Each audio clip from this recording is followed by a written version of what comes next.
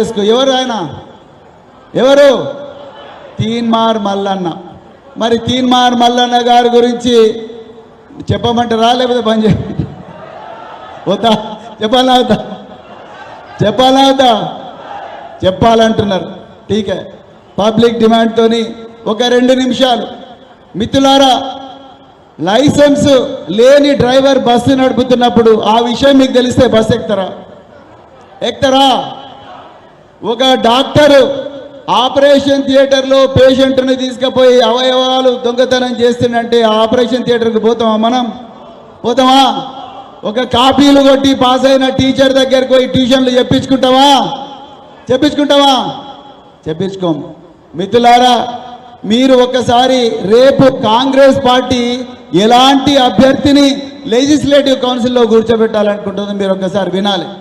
మీరు రాకేష్ రెడ్డి మాట్లాడిన తర్వాత నేను మాట్లాడితే కొంచెం ఈజీగా ఉంటుండే. రాకేష్ రెడ్డి మాట్లాడిన తర్వాత మీరు ఆయన భాష, ఆయన ఆలోచనలు మీకు అర్థమవుతాయి. సరే, అది నేను కొంత దాని గురించి ప్రస్తావించను. కానీ మరి తీన్మార్ మల్లన్న గారు ప్రశ్నించే గొంతుక అని చెప్పి ప్రచారం చేసుకుంటున్నారు. ఆ ప్రశ్నించే గొంతుక మరి కాంగ్రెస్ వాళ్ళు కాచి వడబోసి ఆయన మన క్యాండిడేట్కి ఇచ్చారు. మిత్రులారా, ఒక బాయ్ ఫ్రెండ్, ఒక గర్ల్ ఫ్రెండ్ సెలెక్ట్ చేసుకోవాలనుకుంటే మీరు ఇన్స్టాగ్రామ్లో వాళ్ళ పోస్టులు, ఫేస్బుక్లో వాళ్ళ పోస్టులు, వాట్సాప్లో వాళ్ళు ఏమేమి చాటింగ్ చేసిండ్రు అవన్నీ మీకు యాక్సెస్ ఉంటే చూస్తారా చూడరా? ఒక గర్ల్ ఫ్రెండ్, ఒక బాయ్ ఫ్రెండ్ సెలెక్ట్ చేసుకోవాలనుకుంటే ఈయన ఫేస్బుక్ ప్రొఫైలు, వాళ్ళ ఏమేమి రాసిండు, ట్విట్టర్లో ఏమేమి పోస్ట్ చేసిండు, లేకపోతే ఇన్స్టాలో ఏమేమి పోస్టులు పెట్టినా చూస్తారు. అదేవిధంగా మనము ఒక ఎమ్మెల్సీ అభ్యర్థి, ఎమ్మెల్సీ అంటే మామూలు విషయం కాదు, చట్టసభలు, మన జీవితాలను మార్చే చట్టాలను తయారు చేసే శక్తి ఉన్న వ్యక్తులు అక్కడ కూర్చోవాలి. వాళ్ళకు అన్ని మామూలు ప్రివిలేజెస్ ఉండవు. వాళ్ళని అరెస్ట్ చేయాలంటే చేయలేరు. వాళ్ళని అరెస్ట్ చేయాలంటే speaker, honourable speaker has to give permission for prosecution. మీరు నేను పోలేము. చీఫ్ సెక్రటరీ కన్నా పైన వాళ్ళు ప్రోటోకాల్లో ఉంటారు ఎమ్మెల్యేలు, ఎమ్మెల్సీలు. సో అన్ని విధాలుగా, ఇంకా ఇండియన్ పార్లమెంట్ అయితే ఇంకా ఈవెన్ వాళ్ళు కూర్చునే అసెంబ్లీకి, కౌన్సిల్కు నువ్వు నేను పోలేము. వందలాది మంది పోలీసులు వాళ్ళని రక్షిస్తుంటారు. అలాంటి చట్టసభల్లో కూర్చునే వ్యక్తి ఏ విధంగా ఉండాలి మీరు ఆలోచించండి. కానీ అలా తీన్మార్ మల్లన్న గారిని కాంగ్రెస్ వాళ్ళు పట్టుబట్టి ఈయననే పంపించాలంటున్నారు. ఆయన గురించి నేను 2-3 విషయాలు చెప్పాలనుకున్నా. Teenmar Mallanna garu election commission of ఇండియాకు ఒక అఫిడవిట్ సబ్మిట్ చేశారు. ఆ అఫిడవిట్లో ఆయన మీద 56 కేసులున్నాయి. మీరు ఆ కేసుల వివరాలు చెప్తే ఇవాళ అన్నం తినరు. చెప్పాలా? లంచ్ ఉందా సార్? లంచ్. సో ఆ వివరాలు మీకు చెప్పాలి. ఇది చాలా ఇంపార్టెంట్. ఎందుకంటే మన భవితవ్యం గురించి ఆలోచించే వ్యక్తులు, మన భవితవ్యాన్ని మార్చే వ్యక్తులు, మన చదువు గురించి ఆలోచించే వ్యక్తులు, మన ఉద్యోగాల గురించి ఆలోచించే వ్యక్తులు, రేపు పుట్టబోయే బిడ్డల భవిష్యత్తు గురించి ఆలోచించే వ్యక్తుల గుణగణాలు తెలుసుకునే హక్కు పౌరులుగా మనకు రాజ్యాంగం ఇచ్చింది. తీన్మార్ మల్లన్న గారి మీద 56 కేసులు ఉన్నాయి. మొదటి కేసు క్రిమినల్ ఇంటిమిడేషన్, అంటే నిన్ను చంపుతాను బిడ్డ అని భయపెట్టించడం.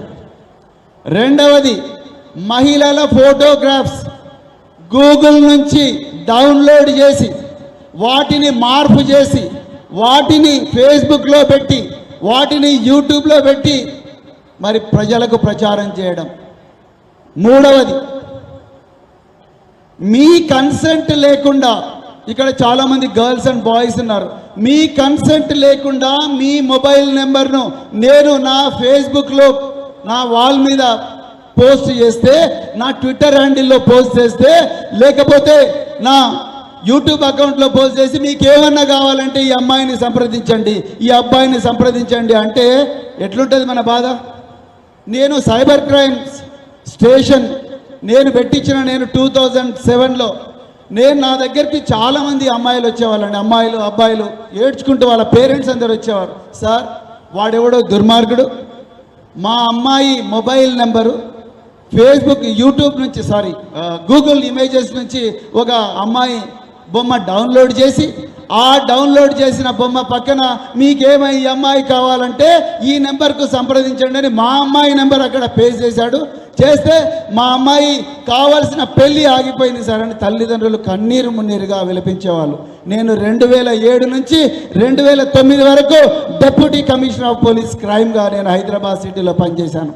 అప్పటికి ఈ కేసులన్నీ ఎక్కువ వస్తుంటే అయ్యో బాబు ఇట్లయితే బాగలేదు, మరి వీటి కోసం ఒక సైబర్ క్రైమ్ స్టేషన్ పెట్టాలని ఆనాడు మరి technology services DGP Mahender Reddy గారి దగ్గరికి పోయి సైబర్ క్రైమ్ పోలీస్ స్టేషన్ తీసుకొచ్చి శాంక్షన్ చేయించాం.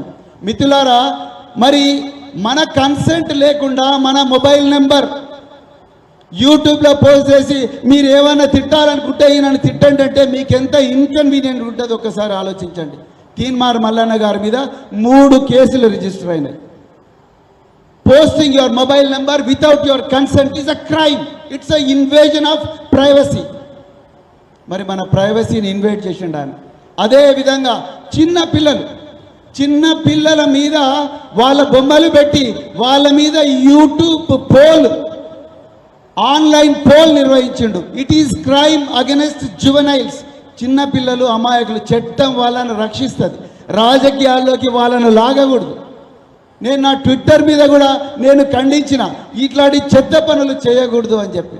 చిన్న పిల్లలను రాజకీయాల్లోకి లాగడం, చిన్నపిల్లలను రాజకీయ కక్షలు రాజకీయ విద్వేషాలు ఉన్నప్పుడు చిన్నపిల్లలను స్పేర్ చేయాలని మొత్తం చెప్తుంది ప్రపంచం అంతా. కానీ పిల్లల మీద యూట్యూబ్ పోల్ పెట్టడం ఏమన్నా సంస్కారం ఉందానండి? అదేవిధంగా ఒక వ్యక్తులను జడ్జిలు చేయాల్సిన పని యూట్యూబ్లో కూర్చొని ఒక యూట్యూబ్ మీడియా హోస్ట్ కొట్టినోడిని తన్నించుకున్న వాళ్ళు ఇద్దరిని కూడా తీసుకొచ్చి నువ్వు ఎందుకు తన్నినావు, నువ్వు ఎందుకు కొట్టించుకున్నావు అని చెప్పి, అంటే ట్రయల్ బై మీడియా యూట్యూబ్ పోల్లోనే పెట్టి మీరు ఇది అంటే ఆ కుటుంబం మరి ఆత్మహత్యకు పాల్పడే ప్రయత్నం చేసింది. నాటి తెలంగాణ ముఖ్యమంత్రి కేసీఆర్ గారిని ఘోరమైన అన్పార్లమెంటరీ లాంగ్వేజ్తో దుర్భాషలు ఆడితే దాని మీద కూడా కేసులైనాయి. చాలామంది ఇప్పుడు ఆయన తీన్మార్ మల్లన్న గారు ఏమంటున్నారు, ఆనాటి ప్రభుత్వం నా మీద కక్షపూరితంగా పెట్టిన కేసులని. మిత్రులారా, ఇవి నిజంగా కక్షపూరితంగా పెట్టిన కేసులు అయితే కోర్టు ఎప్పుడు ఆ ఎఫ్ఐఆర్లన్నిటి కూడా క్వాష్ చేసేది. మరి ఎందుకు కోర్టు క్వాష్ చేయలే? 74 రోజులు జైల్లో ఉన్నారు మల్లన్న గారు. 74 రోజులు జైల్లో ఉండి మహిళల మీద అసభ్యంగా ఫోటోలు ప్రచురించిన వ్యక్తి, అదేవిధంగా చిన్నపిల్లల బాడీ షేమ్ చేసిన వ్యక్తి, అదేవిధంగా చిన్నపిల్లల కన్సెంట్ లేకుండా వాళ్ళ మీద పోల్ నిర్వహించిన వ్యక్తి, అదేవిధంగా మీ కన్సెంట్ లేకుండా మీ మొబైల్ నెంబర్ను మరి యూట్యూబ్లో పెట్టిన వ్యక్తి రేపు పట్టభద్రుల అభ్యర్థిగా పట్టభద్రుల ప్రతినిధిగా చట్టసభల్లో కూర్చుంటే మీకు న్యాయం జరుగుతుందని మీరందరూ అనుకుంటున్నారా?